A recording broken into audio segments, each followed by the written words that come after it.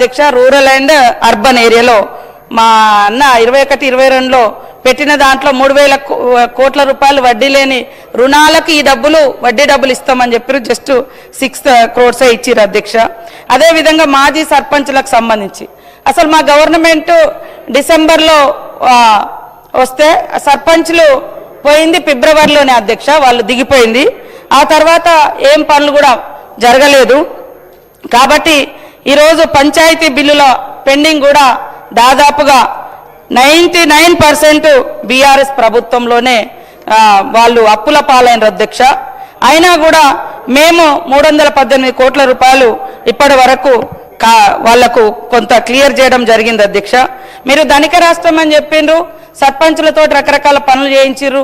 మరి ఆ పనులను ఎప్పటికప్పుడు క్లియర్ చేయాల్సింది ఉండే, చేయకపోవడం మూలంగానే వాళ్ళు అప్పుల పాలైనరు. అదే కాకుండా మీ హయాంలోనే చాలా వరకు సర్పంచులు ఆత్మహత్యలు చేసుకోవడం జరిగింది.